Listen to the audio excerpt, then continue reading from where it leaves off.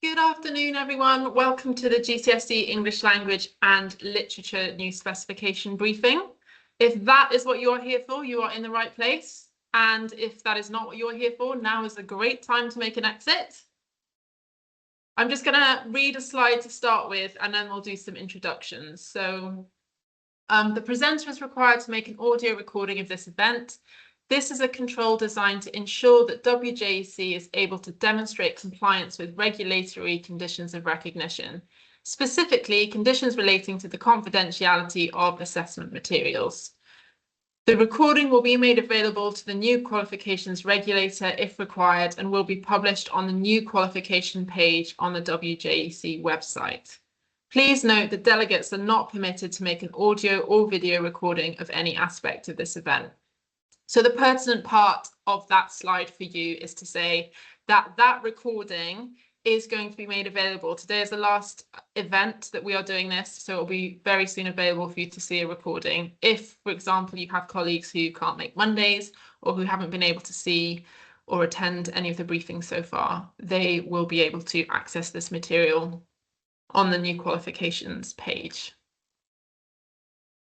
Also to say, we have collated your questions that were submitted ahead of this event, and we will address these later. We've also tried to structure this presentation around answers to those questions. If you have any further questions, please use the Ask a Question facility on your screen, but it's worth waiting a bit later on in the presentation because it's very likely that those questions will be answered as the presentation progresses. And then the event materials, the pre-event materials will have been sent to the email addresses provided on registration, and this PowerPoint presentation will be sent to the same addresses after this event. So I'm just going to pop my face on the screen here, so that you can know that I'm a human person. My name is Philippa Wilson, and I'm the subject advisor for English for the WJEC English and English Literature qualification. I'm just going to run through what the agenda is for today. So the first section is just to go over the introduction and the aims. The good news is that our first section is nearly complete. And then I'm going to spend some time explaining to you what resources there are that will be available to you provided by WJEC. I'm then going to spend some time looking at the new qualification, doing this guide to the new qualification, specifically addressing some of the key issues that came up when people were asked to pre-submit questions. And then we'll be giving a unit by unit overview to give you an idea of what's required in each of the units. And then we will finish with some questions, firstly with the pre-submitted questions, and then as far as there is time, we will answer the questions that you submit yourselves. And then there'll be time for you to give an evaluation, and we will discuss what further support is available to you. Just to say, this presentation has been designed to meet the needs of a wide number of teachers across Wales. So please bear in mind that there will be some people who already know the specification inside out. Maybe they have already got bonus points by putting their specification in nice, shiny Polly Pockets. And some people may be accessing it for the first time today. So please bear in mind that we're trying to reach as many people as we can and make this presentation as effective as possible for as many teachers as possible. And just to say, before we get going, thank you so much for being here. I'm aware that it is 2 weeks into December and the weather has been crazy, so you have very likely spent your day wrangling slightly manic learners who are responding to the weather. So thank you so much for being here, and I hope this presentation is useful to you. So the aims of the briefing, we're hoping to support your understanding of the new qualifications, their content and their assessment structure. We're going to signpost upcoming resources designed to give you ongoing support. And then we're going to provide opportunity for clarification and answering questions on the specification. So this briefing isn't going to be able to focus on assessment approaches. That'll be something that is to come further down the line. But these aims here are what we're going to be focusing on today. Okay, I'm going to take my face off the screen while we go through the resources and show you just an overview of where we are at in terms of the resources that are available to you. So if you look at this slide, this green slot is where we are today. And what is above this green slot are the things that are already available to you. So we have the new specification, we have a specification walkthrough, we have parents' evening flyers, and we have blended learning resources. So I'm just going to show you the new qualification homepage here. So this, you can find all the key documents. So if you have a look here, we've got the specification here.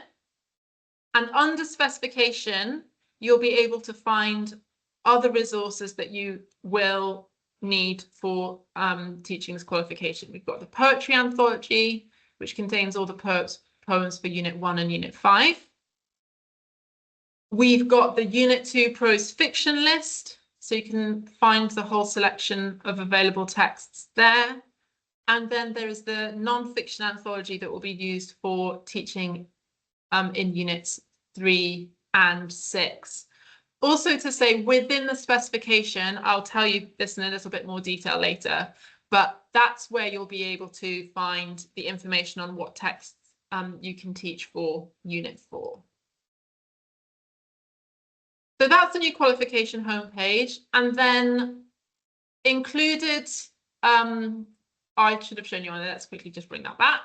So here you have the specification, and then there are option evening materials here. So if you have parents who are interested in the new qualification, this options evening flyer has been designed for them to be able to access the information that they need.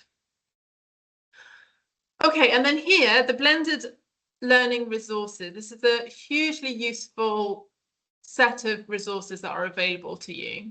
So if you go onto the link that is provided there in the PowerPoint, or you can find it through WJEC resources, these are some of the resources that are already available there, but there will be resources available for every one of the exam texts. So for example, here, this is a resource on the relationships section of the anthology, and there's a lesson on Valentine, a lesson on modern love, a lesson on writing comparatively, because that's something that will be required for Unit 1. And you can see there are other sections here. There'll be an unseen poem for them to have a look at. And we have resources like this for, as I said, all of the exam texts that are on the specification. So that's where we are so far. There are more resources to come on that website. It's not got all the texts up there yet, but those will be coming over the next couple of months.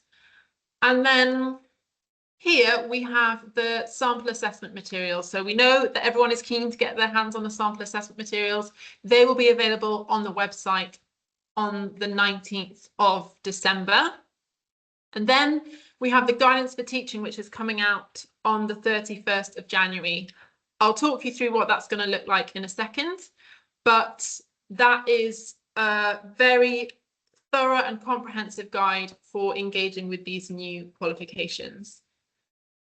Then we are going to have next year, between February and April, a series of face-to-face professional learning, preparing to teach sessions, and they're going to be happening in 12 different locations across Wales.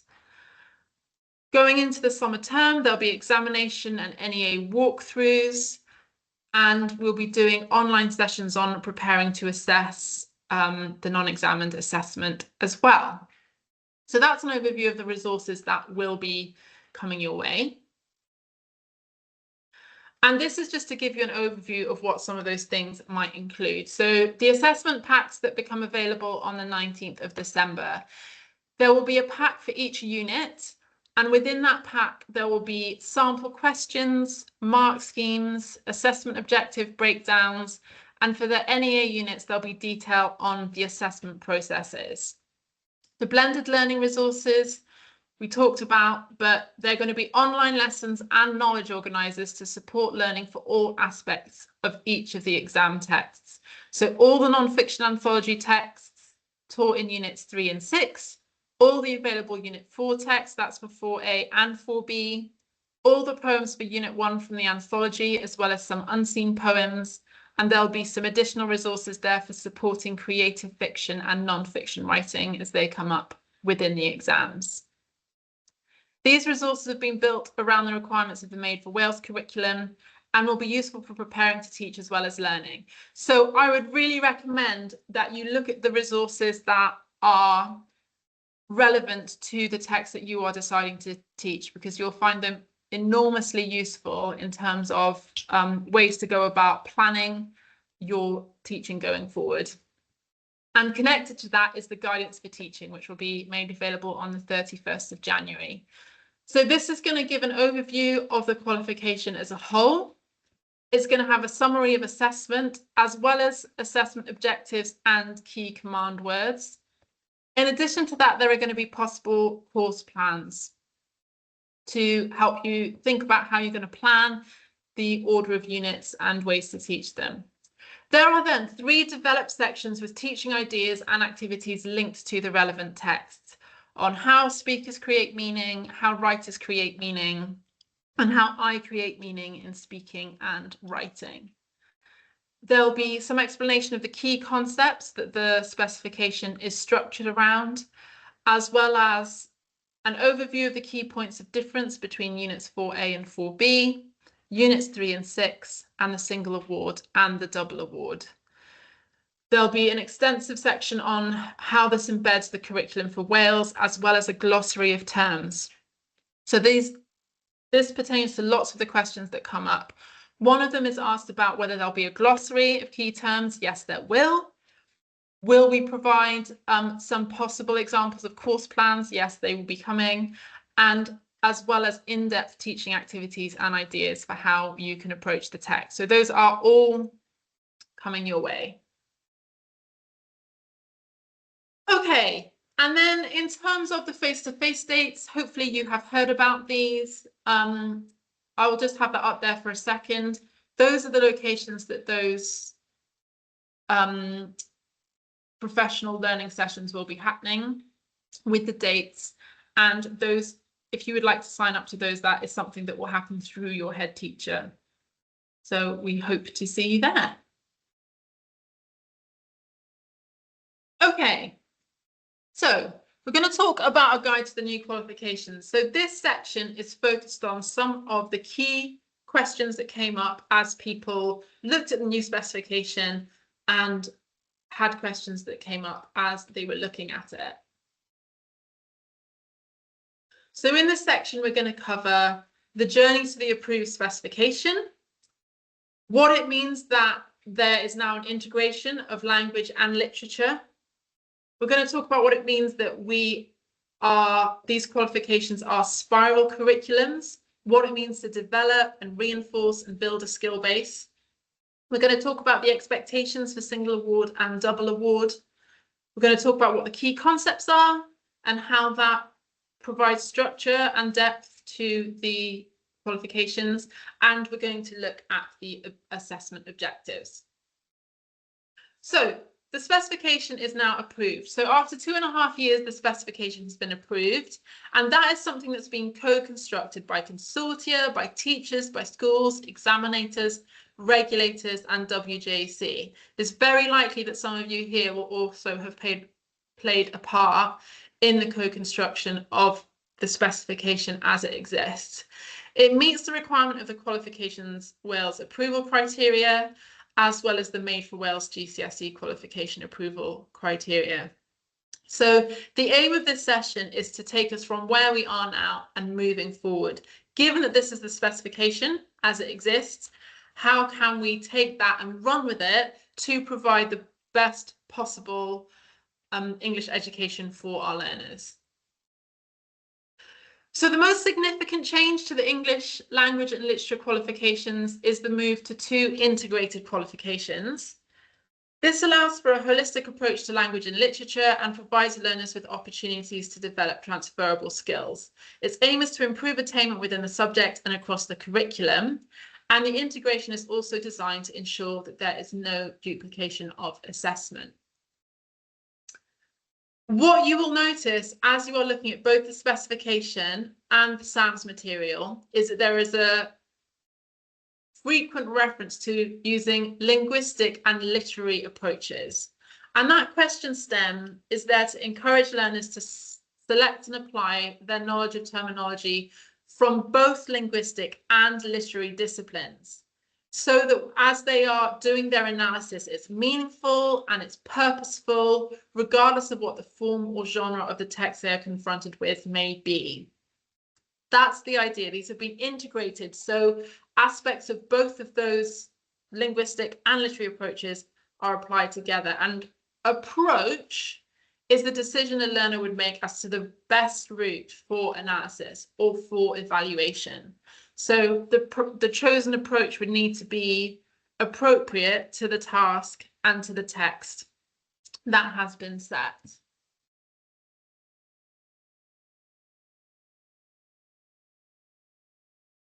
Connected to this, and significantly, this is a spiral curriculum. What that means is that the specification is designed to ensure that practitioners can build on prior learning, reinforcing and developing transferable skills across units. Each unit provides opportunities for learners to develop their reading, writing, and oracy skills. And across the 2 years, these skills will be strengthened, applied, and assessed across a wide range of contexts. The curriculum is designed so that pupils will be able to revisit texts as well as skills, so that the complexity of engagement increases as they progress through the qualifications. So it may be that when learners are looking at Unit 3, they're looking at how to engage with these non-fiction texts. They'll be thinking about using linguistic and literary approaches to engage with them. Later, or at a different time, when they're doing Unit 6, the skills that they have developed when they've been looking at Unit 3 will be beneficial to them, and they'll be building upon those as they approach Unit 6. This is similar with poetry, which gets assessed in Unit 1 as well as in Unit 5, and with approaches to literary texts that are there in Unit 2 and in Unit 4 and in Unit 5 again with Shakespeare. So the idea is that as the learners are progressing, they are reinforcing and building upon these skills. And these are skills that are familiar to us as English teachers. We are used to teaching reading, writing, and oracy skills. That is the center of what it means to be an English teacher, is to teach how to read for meaning and how to encourage our learners to create meaning. And this is the whole idea that this specification is built around. So sorry, I've skipped ahead there. Let's talk about the single and the double award, because people had lots of questions about this. So both the single and the double award are designed to be 2-year qualifications. The double award should be offered by all schools as the most appropriate qualification for most learners. The single award doesn't denote an easier qualification or function as a foundation tier. The content of the single award reflects the content required for one qualification. The content of the double award reflects the content required for 2 qualifications. So the single award is there as an alternative route for a small proportion of learners who would benefit from undertaking a smaller qualification than the double award, given their circumstances. If there are learners who are not ready to access either the single award or the double award, then they should follow an entry-level English qualification. So given the questions that came in about how these 2 awards relate to each other, hopefully that slide and this information brings some clarity to that. Okay, key concepts. So you'll notice in your specification that each of the units are structured around a specific concept. So I'm just going to show you in my specification here. I'll just pop my space back on screen again. So sometimes this does an invisibility cloak thing and then the specification just disappears. It's very much here, I promise. So if you have a look, this is where you get the content detail for each of the units, and it starts by giving an overview of a specific concept. And those concepts are context and meaning, belonging, influence and power, motivations, continuity and change, and connections. The qualification's been structured around these unit concepts so to add depth to a learner's understanding of how writers and speakers create meaning and how learners themselves can create meaning. These support key aspects of the curriculum for Wales, with the concepts increasing accessibility for all learners. So they're able to access these concepts in terms of the ideas, not necessarily beginning with a skill, but beginning with an idea. So this will also create opportunities for the learning experiences highlighted on page 30 of the specification.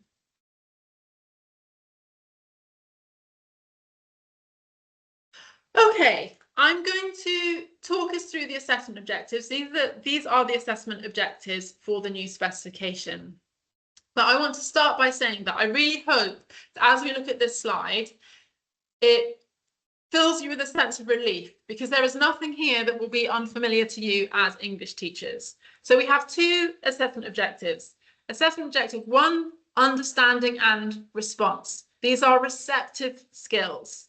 How can we build receptive skills in our learners as they access whatever the text may be, whether it's written, whether it's spoken?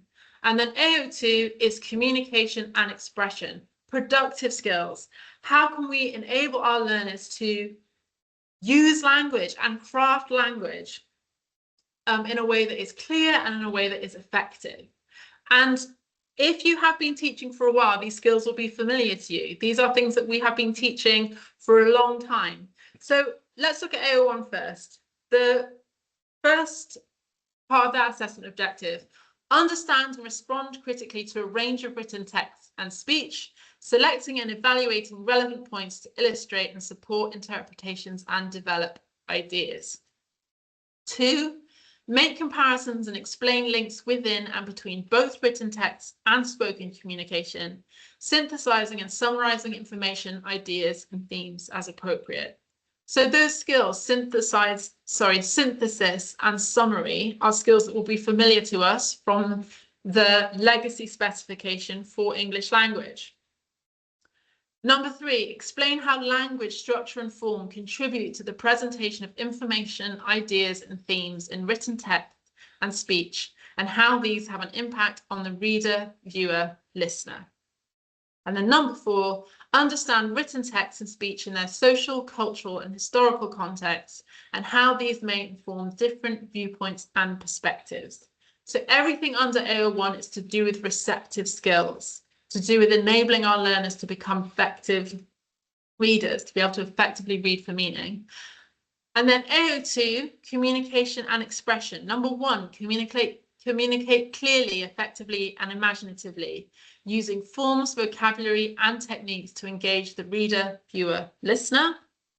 Adapt communication by selecting register, vocabulary, and techniques appropriate to different contexts and audiences.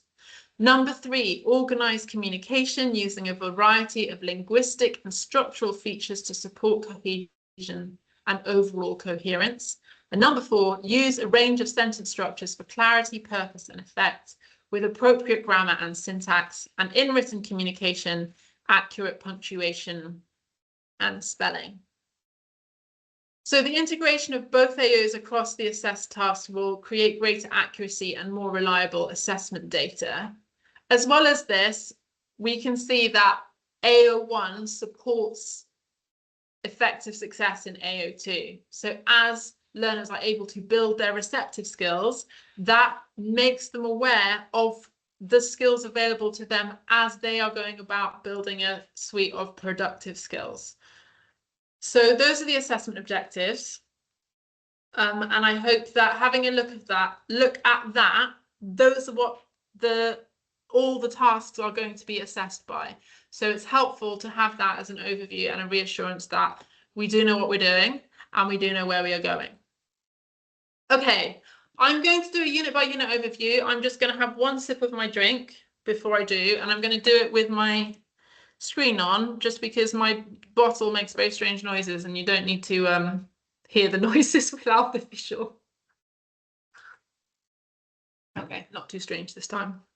Wow, that squash is very strong. Okay, let's do the unit by unit overview. What will help you while I'm on screen, actually, while we're doing this, is if you have a copy of the specification with you, it will help for you to have it with you so that I can talk you through some specific pages. So let's just put this here. Or let's start with the overview, actually, and then we'll come back to those pages. So in terms of the overview, we have the theme, the text studied, and the assessment. So if you have a look at this, the yellow boxes here constitute the single award. So units 1, 2, 3, and 4A, that is the single award. For the double award, it will be units 1, 2, and 3, and then these green units here. Okay, so for unit 1, the theme is context and meaning, and the texts are the poetry anthology alongside supplemented unseen poems, and that is an examination. For the second unit, belonging, the focus is going to be a prose text. So that's the one that you can choose from the list that is available on the website. It's an NEA task, and there are 2 tasks to it. I'll go through all this in more detail in a second. The third concept is influence and power. It's focused on the non-fiction anthology. Again, it's an NEA. Unit 4A, motivations. For Unit 4A, it's a drama text, and the choice of texts are contained within the specification. So we'll have a look at those a little bit later on. 4B, it's the same thing, except it's a prose or a drama text. Again, you can find where those text choices are within the specification. We'll talk about that in a second.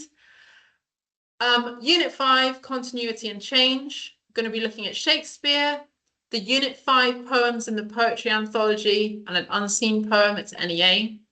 And then the final unit is an examination. It's focused on the non-fiction anthology, as well as supplemented unseen texts. So that's your overview, but hopefully even looking at the overview, you can see the ways in which this is a spiral curriculum. So we've got multiple units that cover approaches to literary texts. We have multiple units that cover approaches to poetry. We have multiple units that are thinking about nonfiction. And of course, lots of the skills that we use to approach any kind of text are transferable across the different genres and types of text that we are looking at.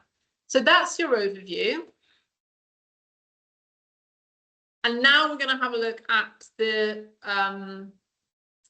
specification. So if we look at Unit 1 here, to the top of your page on Unit 1, you will have this overview of the unit at the top, and then you have the areas of content, and there's a big table with the areas of content. On the left-hand side, it tells you what the learners are going to be, well, it starts off with a little overview of what learners will be required to do, and then it amplifies that. So each of those points get amplified in more detail as the specification progresses. So let's have a look at Unit 1.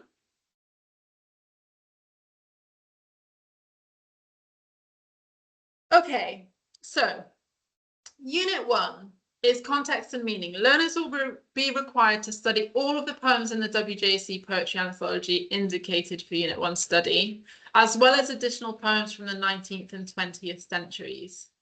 There's an expectation that they will respond to linked poems, one that has been studied and one unseen poem, and then to produce writing that may be creative literary writing or non-fiction writing. So in this box over here, I'm not sure whether you can see, oh, there it is, there's my cursor. this is how it supports the curriculum for Wales. So it's helping learners become ethical, informed citizens of Wales and the world by understanding how context affects individuals and communities, and by enhancing their capacity for critical thinking. In terms of the teaching and learning content, there's a WJEC poetry anthology, unseen poetry texts, including sonnet, blank verse, elegy, and ballad. So the specification outlines the poetry, the types of poems that are going to need to be studied, as well as the ones that are in the anthology. There, as we'll see in a second, there are questions that ask learners to compare poems, so they'll need to be taught about comparative skills. They'll need to be thinking about those linguistic and literary approaches. What's the best way for them to approach those poems? Is it by looking at specific word types and what the impact is of those word types, or is it thinking about the forms and whether those forms conform to or don't conform to the expectations within that genre? And then they'll be learning about creative writing for fiction and non-fiction. In terms of the assessment content, we're going to have a look at some example questions in a second. It's an exam. There's a mixture of questions. Some of them are shorter, with objective or restricted responses. There's a longer analytical comparative essay, and then there's an extended writing response. So let's have a look. This is some draft assessment material. So this is an example. These are some examples of the types of questions that might be on an exam paper. What is the word class of the two words from the first line of Valentine underlined below? Short responses there. In Valentine, what does the poet say about the onion given as a gift? It's a restricted response. All of the responses, all the possible responses are laid out there, and the learners have to decide which one is the best fit. And then you see more of an extended response at the bottom there. How does Carol Ann Duffy explore the idea of giving gifts in the poem Valentine? Refer to words and phrases from the poem in your answers. So more explorative, extended responses there. And then in Unit 1, Section A, we'll finish with an extended comparative essay. So this is the example from the SAM. So John Cooper Clarke presents a more positive view of love in I Want to Be Yours than Carol Ann Duffy does in Valentine. Using linguistic and literary approaches, explain to what extent you agree with this statement. Remember to discuss the context of the poems. So in this case, it's an unseen poem, I Want to Be Yours by John Cooper Clarke. And the poem from the anthology is Valentine. And then there's an essay there asking for comparison between those two essays. Then for section B, there is a choice of creative writing task, fiction and non-fiction. So the first one, write an extract from a novel in which one character advises another about going on a first date. And the second one, your school or college has decided to have an extra day off each year and that it should be Valentine's Day so that love can be celebrated. You've been asked to give your views to the rest of your year group. Write a speech giving your thoughts on this idea and whether you think it is the best choice for the extra day off. The speech is to people of your own age. So you can see there they're given details of purpose, they're given details of form, and they're given details of audience to help them think about how they go about structuring their answer. Okay, Unit 2, key content.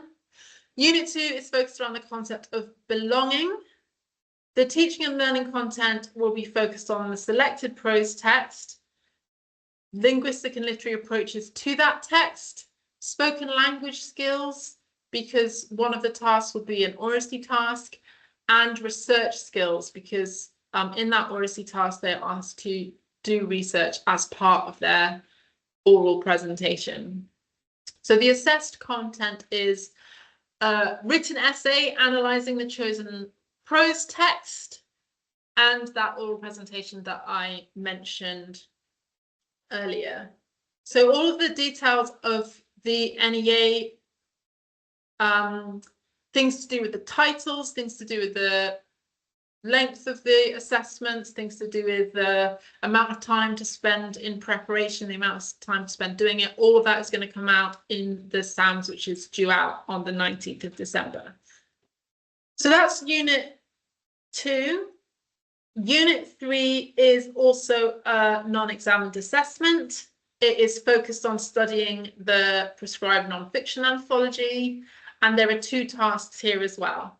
The first one is to discuss in a group how influence and power is presented in at least 2 linked texts, one from the anthology and one prescribed by WJEC. And then the second task is to produce non-fiction writing inspired by their study of text from the anthology and the overarching concept of influence and power, and presumably inspired by their discussions that they've had as preparation for that first task. So study of the influence and power of writers will help learners gain understanding of and develop empathy towards different attitudes, cultures, and beliefs to become ethical, informed citizens of Wales and the world.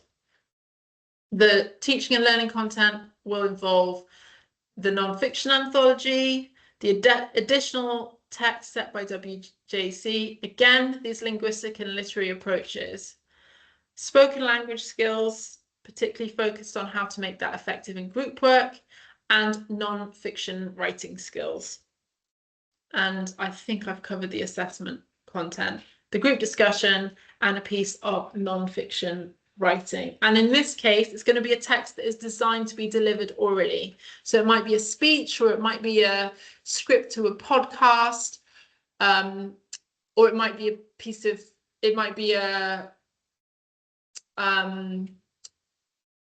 the idea's just flown out of my head. It might be a piece of screenwriting. Anything that's designed to be delivered orally might come up within those texts. Okay, Unit 4.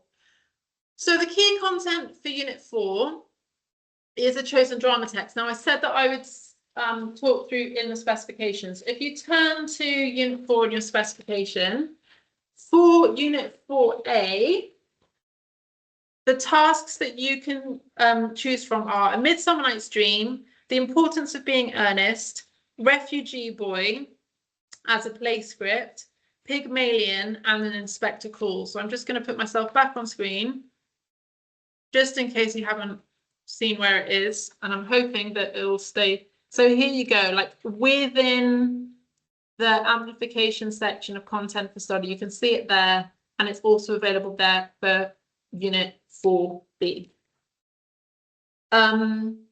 So the assessment is based on this chosen drama text. It's the whole text.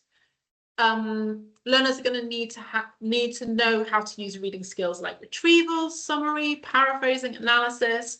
They're going to be thinking about what the approaches are that they're going to take, be they literary, linguistic, combination of the 2. And they're going to be developing their creative writing skills, because for the exam, we'll have a look at some examples in a moment. I'm going to talk through 4B first, and then we'll look. As it was with Unit 1, there'll be some questions that require short and restricted responses, and then there'll be a longer analytical essay that is designed to show an understanding of the whole text. And then in Section B, they'll have an extended creative writing response. So 4A is what learners will do if they are doing the single award. 4B is the alternative unit for those who are studying the double award. So in this case, they can study either a drama text or a prose text from a prescribed list. Because they're doing Unit 5, the requirement for them to study a drama text is covered by them studying Shakespeare. So in Unit 4, there's a choice as to whether you would like your learners to look at a drama text or a prose text. Same skills there being assessed as for Unit 4A. Same approaches in terms of the teaching, and the examination is similar too.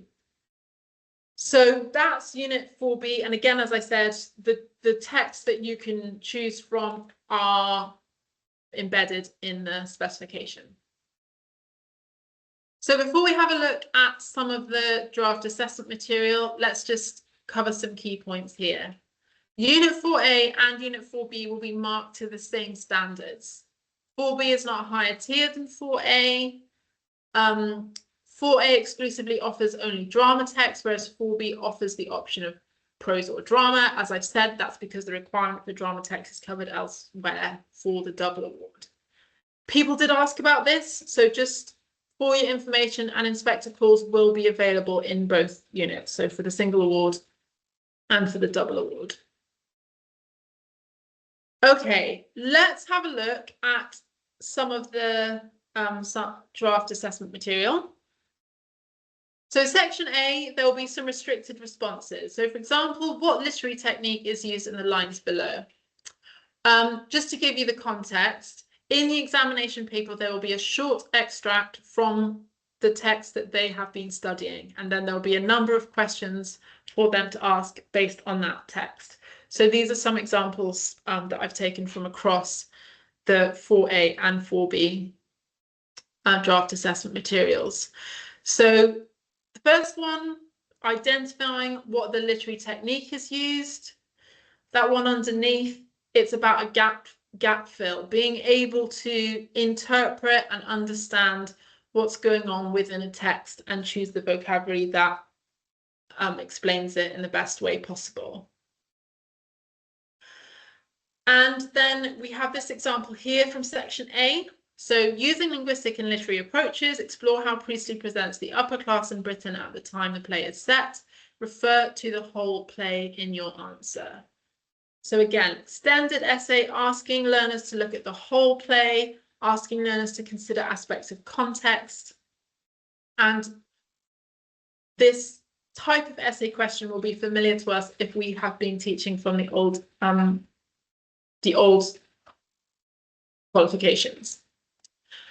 And then section B, there will be a choice of tasks, but I've just put one on here as an example. Describe the scene when someone is preparing for a significant event. So there'll be a choice of tasks, and it's marked up 25 there. Okay, we have units 5 and 6 to go, and then we will have completed the qualification walkthrough. So thank you for staying with me this far. So unit 5, the key concept is continuity and change.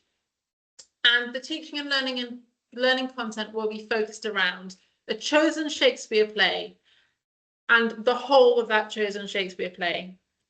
The 1600 to 1900 poems from the anthology, an additional set WJEC poem, and again, the linguistic and literary approaches, essay writing skills, spoken language skills, all of this will be relevant because the assessment content it's non-examined assessment, but there are 2 tasks. The first one is a written essay to analyze the Shakespeare play as a whole. And then the second task will be a paired oracy discussion that will be based on a selected 1600 to 1900 anthology poem and the poem that WJEC sets. So this unit is set up to get learners focusing on how themes, perspectives, events, or experiences are presented in poetry from different periods of time. That's why it's called continuity and change.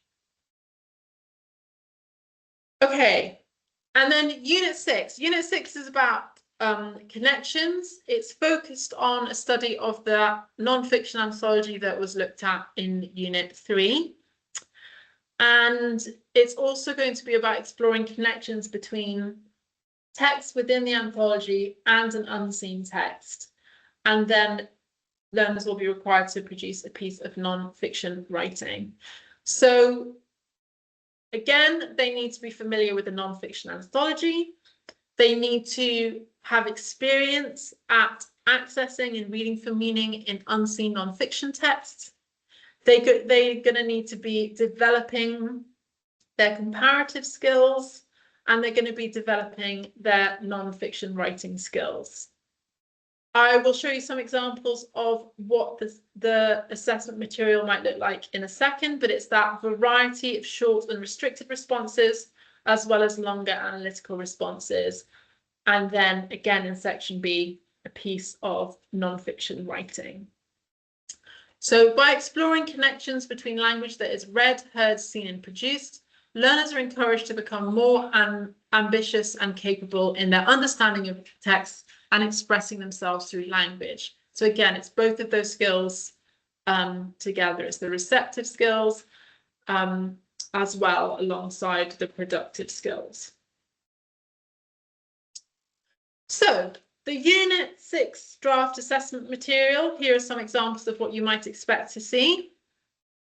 The first one there is a restricted response. There are words given to complete the fill in the gap exercise, and that's based on an understanding of a text that the pupils will have studied. That's one of the anthology texts. And then there's a shorter written response saying, for example, explain what the writer means when they say blood, sweat, tears, hopes and fears are baked into the bricks of this building. So it's about interpreting what they read there. And then here are some examples of some of the longer written responses that they might be asked to produce. So the first one there, using linguistic and literary approaches, consider how the writer of text C presents his school experience as difficult, with close reference to text within their answer.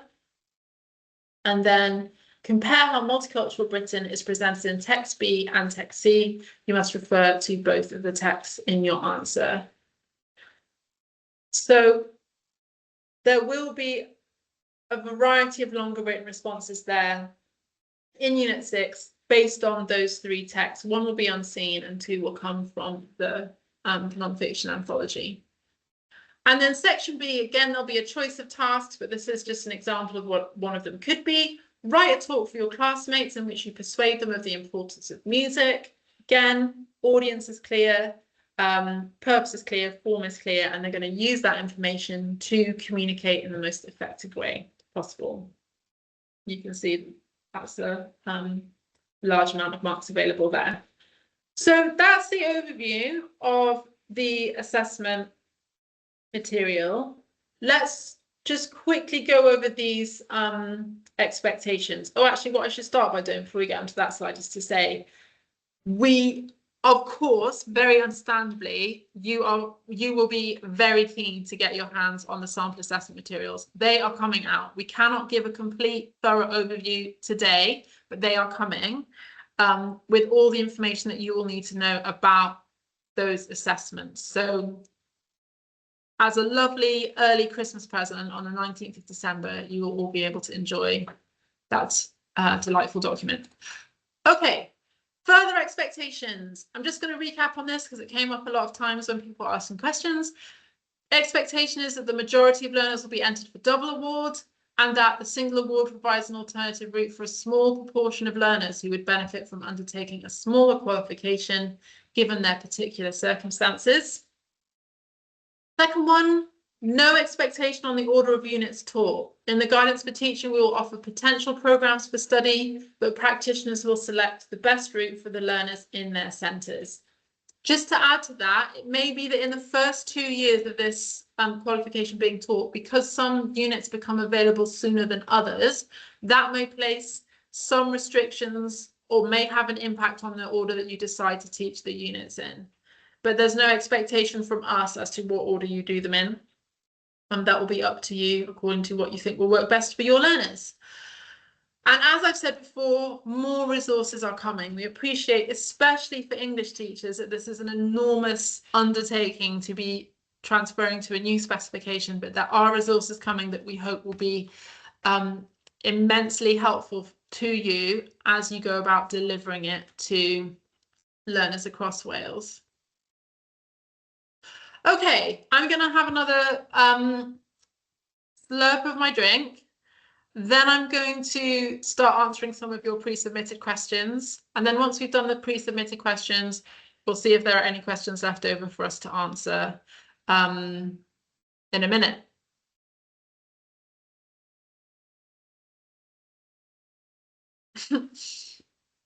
I think I must have used like double concentrate squash without realizing. And now every time I have a sip, I like turn my face inside out, which is not something you need to see on screen. So I'm going to turn my face off again, and I'm going to get going with answering the questions. If anything that I've covered so far, there are questions that you have following up, you could start putting those into the question box that is on your screen. But while you're doing that, I will crack on with the questions that you have pre-submitted. Thank you so much for doing that. Just to say, if there are questions that you have that we don't have time to answer now, we'll make sure that we answer them in due course. We're going to collating all the questions that have been asked across the 3 events into an FAQ document that you will have access to, so that you know what's required of you there. Okay, so first question.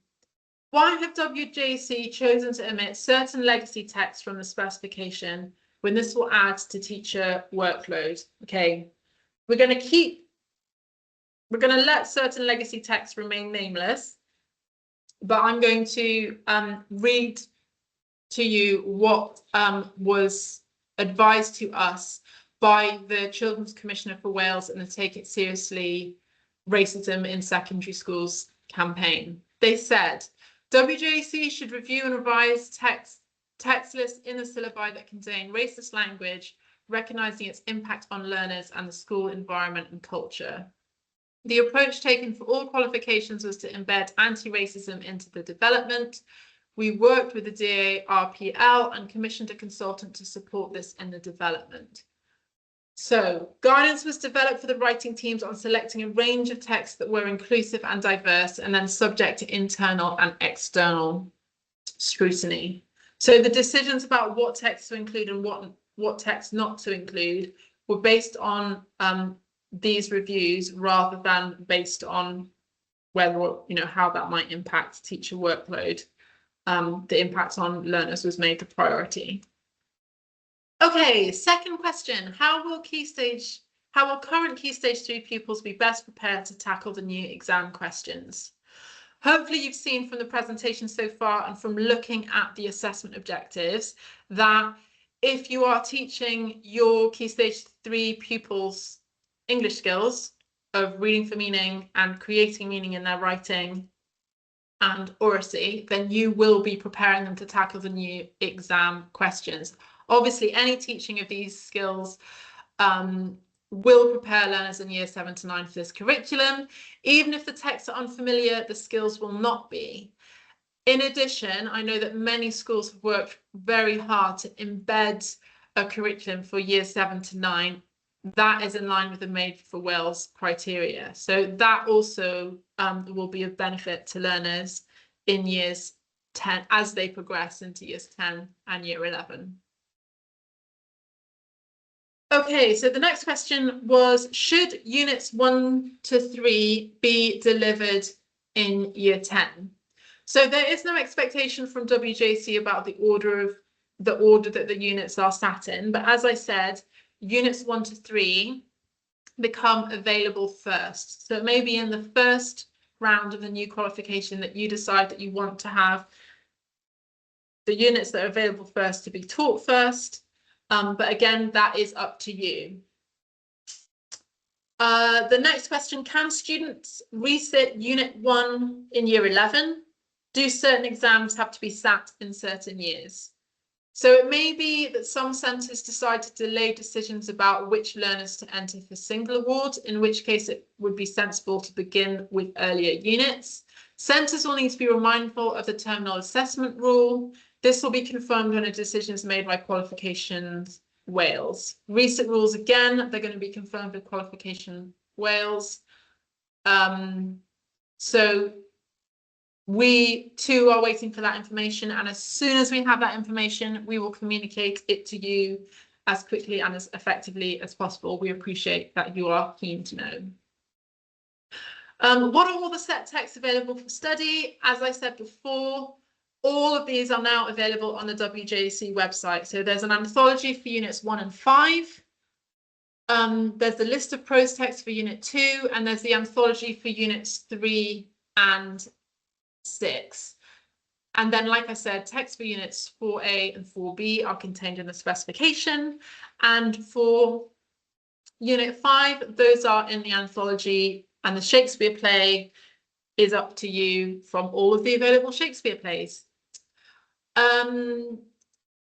Lots of people have asked questions about whether the anthologies will be made possible in terms of physical copies. The way that the anthologies will be accessed will be digitally, in order to stay in line with our sustainability goals. Those will be, and because they'll be being updated year on year, the best way for them to be made available is through the WJEC website, and they are all available now.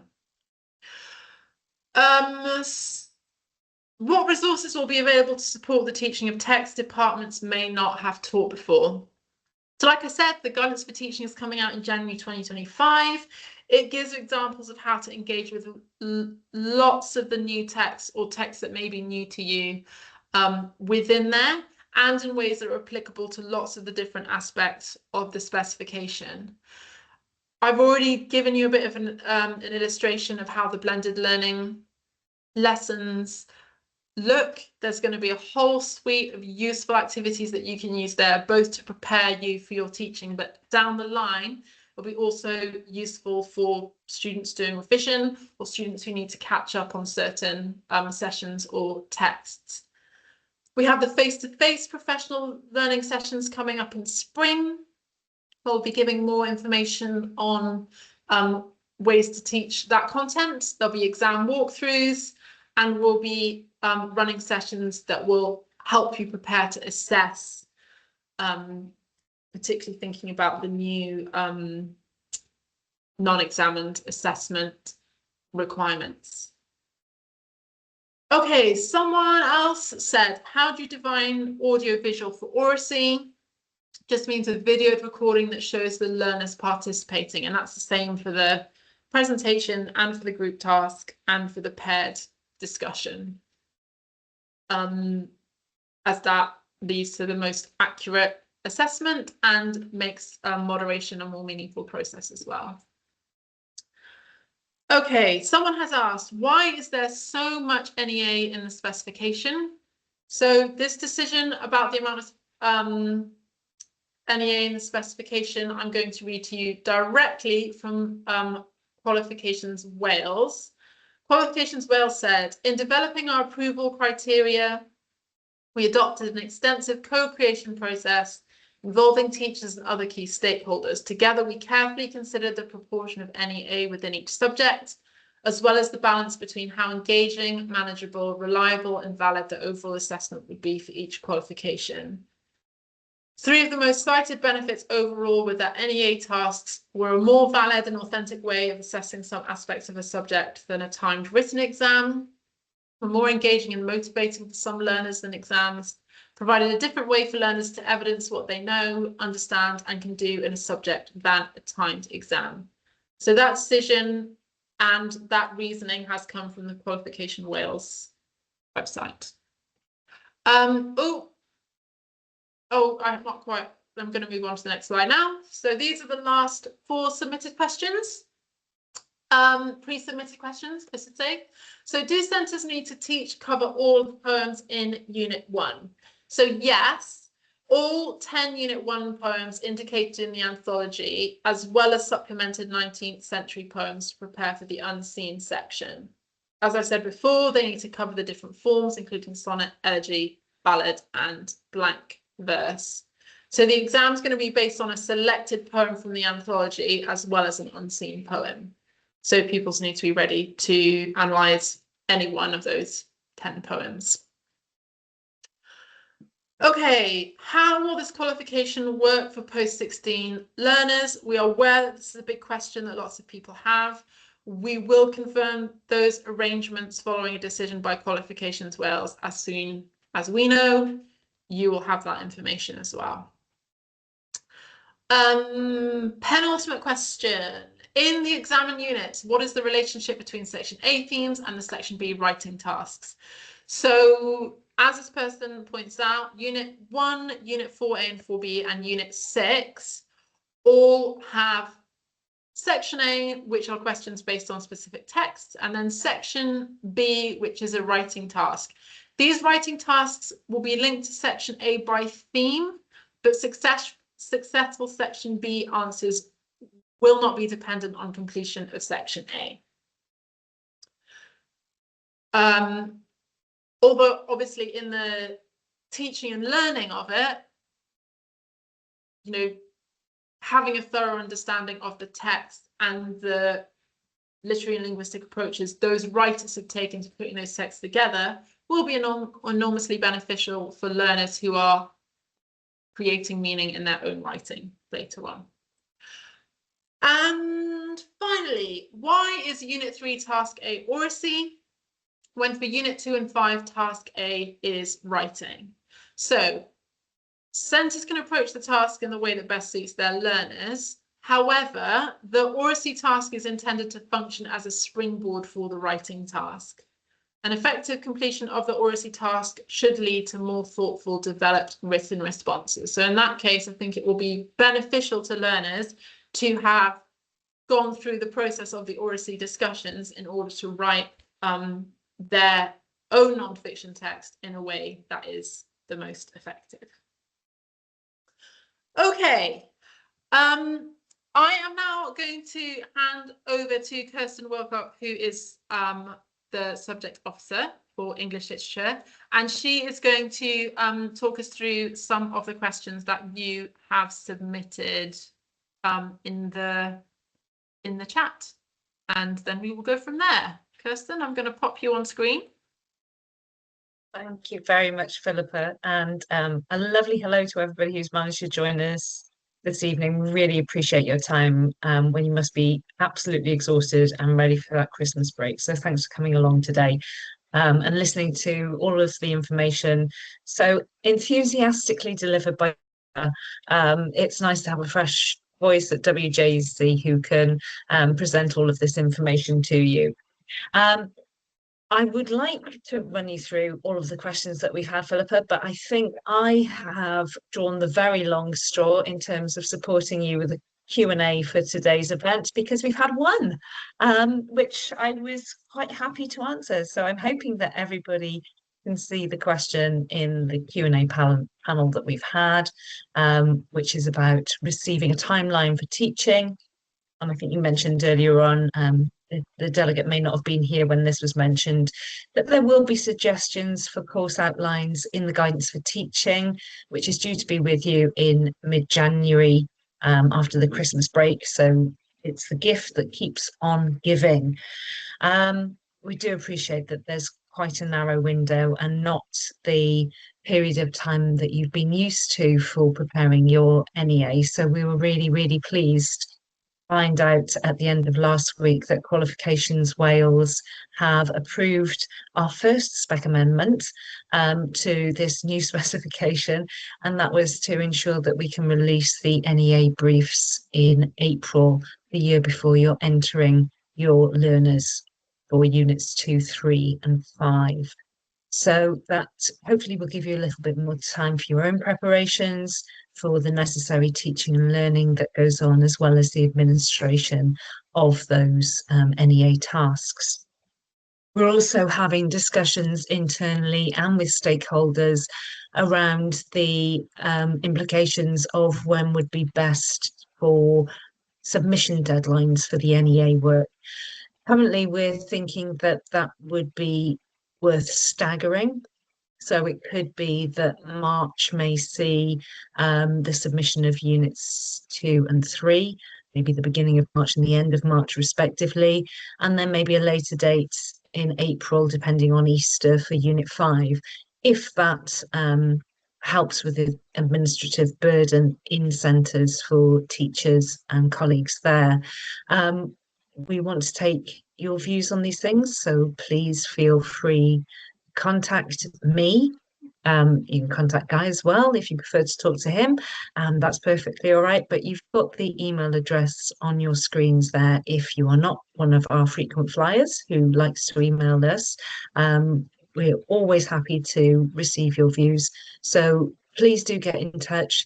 As Philippa said, this qualification has been co-constructed for what feels like a very long time, but in reality has probably been 2.5 years, where we have been talking with the regulators, with practitioners from Wales, with other subject experts, and of course the regulators themselves. So we want to continue this co-construction ethos right the way through, how we present materials to you, how best we can support you.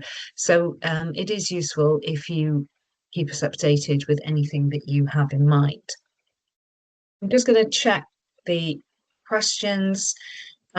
We've got a few that have just come in. So there's one, is there a January examination series?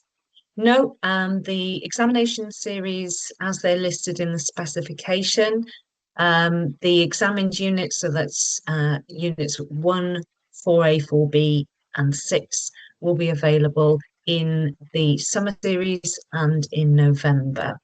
For the first year, Unit 1 will be the first examined unit that's available. So that will be the only one available to learners in 2026, because of course both of these qualifications, the single award and the double award, are intended as 2-year qualifications.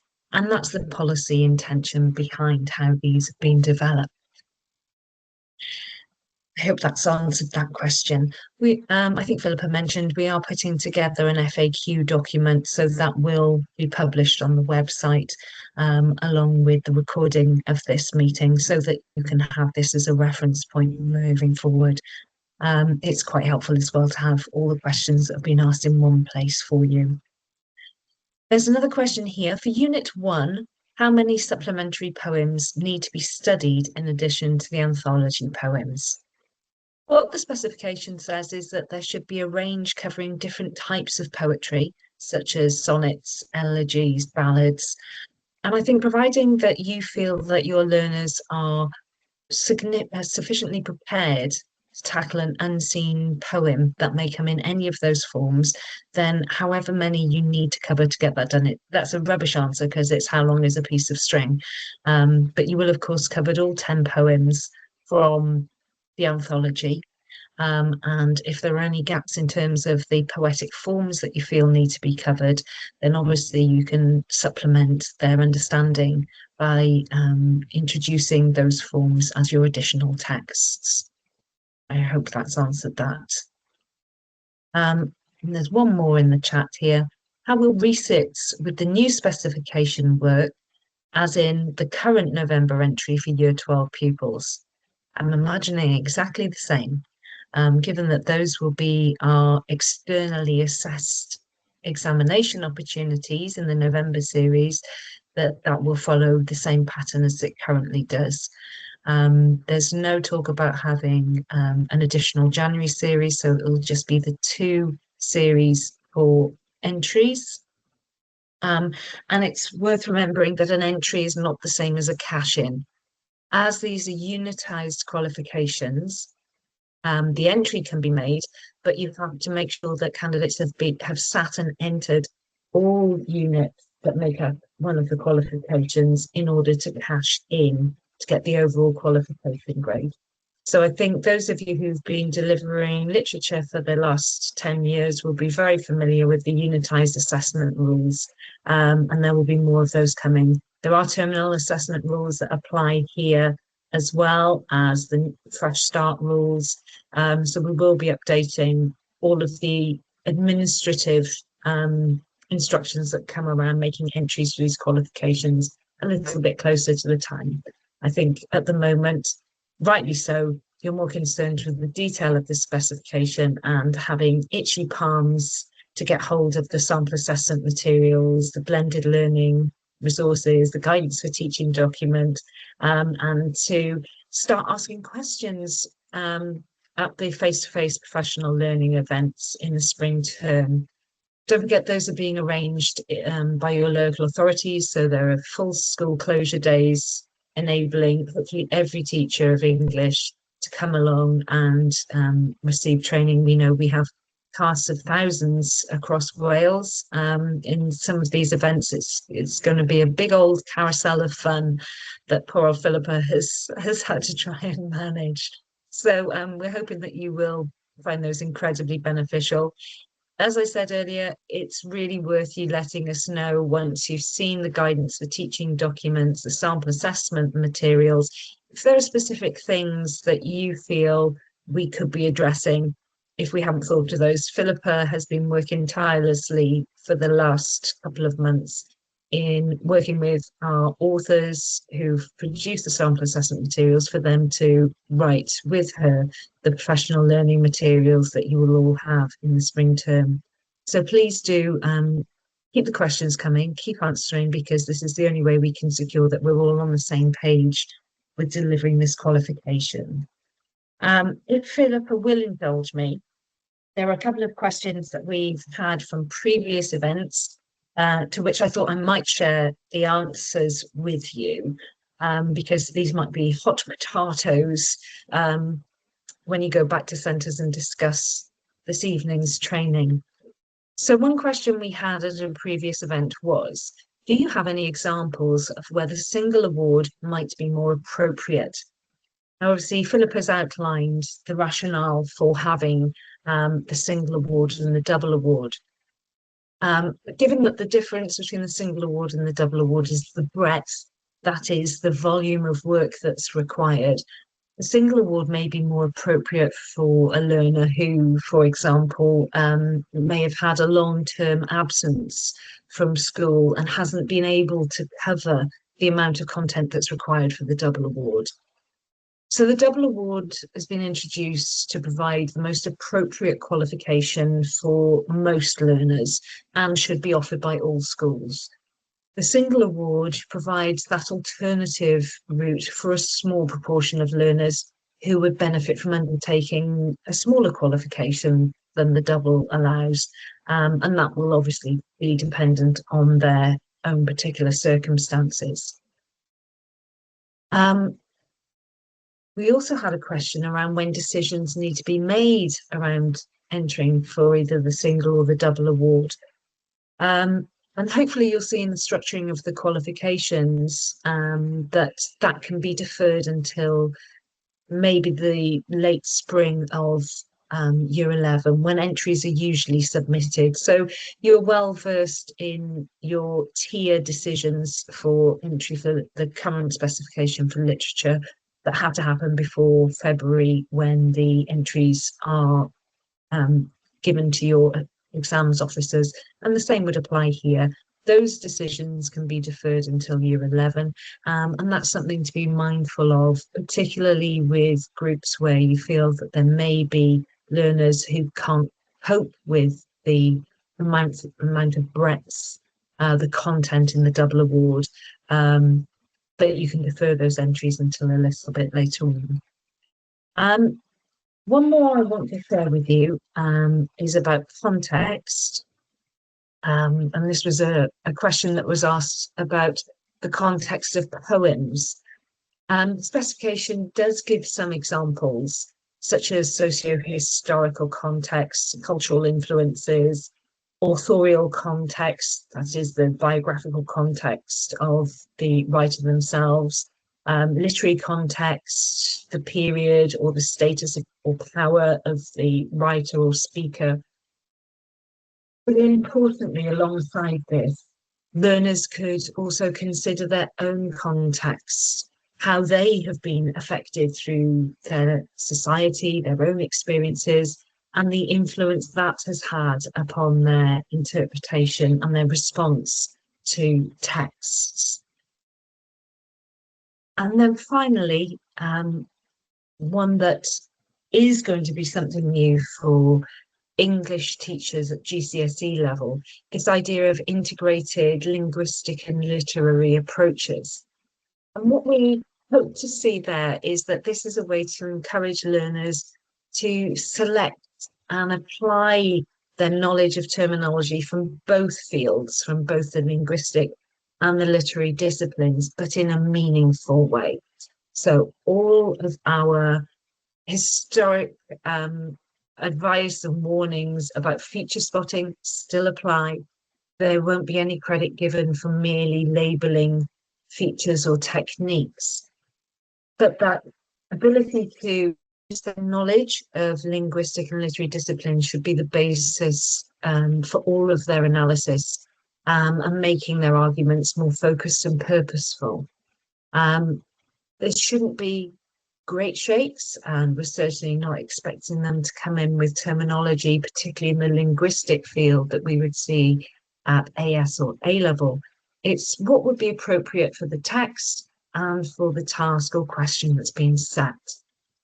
So this integrated approach isn't about labeling words or features. It's more about the meaning and effect that's created, and having the terminology to do that gives learners confidence, and they can start seeing patterns in how language is being used, whether it's for a linguistic or a literary purpose. So I'm hoping that that is a little bit reassuring to you, but we will obviously develop that understanding with you in the face-to-face professional learning events in the summer, where Philippa will have a lot more to talk to you about then. So I don't think there's anything else that I can answer right now, Philippa, but I'm hoping that the inbox will be now flooded with questions that will keep us busy over the Christmas period. Yes, the only thing that really remains is for you to, not you, Kirsten, you collectively to give us your feedback. So if you have a moment now before you run off to hopefully a very well-earned glass of mulled wine and a mince pie or something equally delicious, could you use the QR code to quickly fill out a questionnaire? It'll take you about 2 minutes, and we'd really appreciate your feedback. We really want to do everything we can to support you as you deliver this specification. I'm going to have that up there for a few seconds, and then I'm going to go through a couple more slides while you are answering those questions. So firstly, if you do have further questions, if you've been reflecting on it and a question comes to you, please feel free to email the GCSE English inbox. We are grateful for any questions, as we've already said, and we will make sure that we get an answer to you as soon as we can.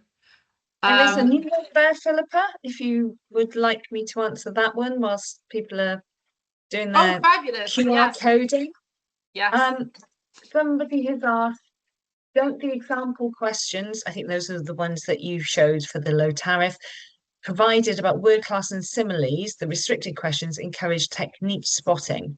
Well, I don't think that's technique spotting so much as technique identification, and that's the low tariff knowledge question.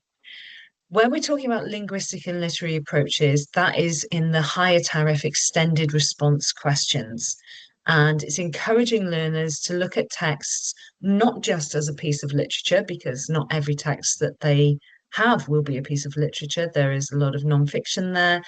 There's spoken language transcripts. So having the terminology and an understanding of how each of those kinds of texts work, the genre conventions, is a way of making learners more confident in the way that they can discuss text. They have this armory that they can deploy in discussing texts and understanding how they create meaning.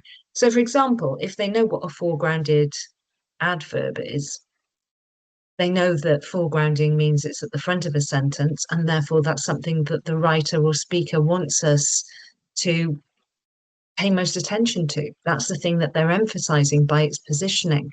So that's how we can start discussing this idea of meaning being created. There's one more here Philippa, if you'll indulge me. I haven't had squash, so I am flagging somewhat. Will the single and double award have an impact on the school's scoring system? I don't know.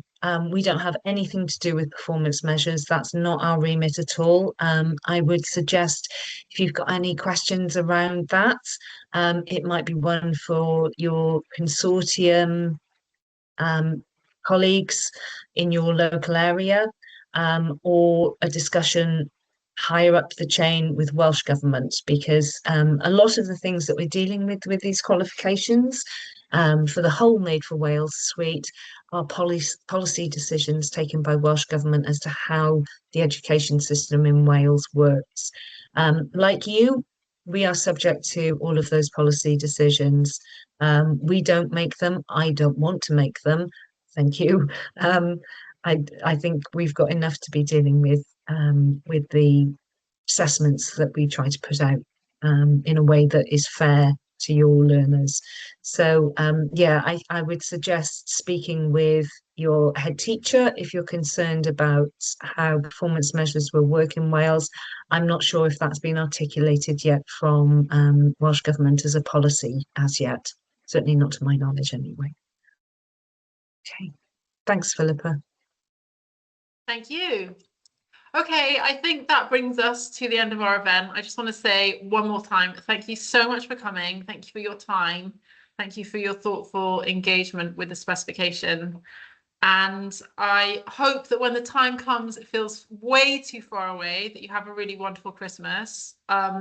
No one deserves Christmas holiday like an English teacher deserves Christmas holiday. So yeah, wish you the best for that, and do keep in touch with any questions that you may have. And hopefully see you soon. See you next year, face to face, in person. Okay, thank you. Bye. Have a restful break, everybody. See you in the new year.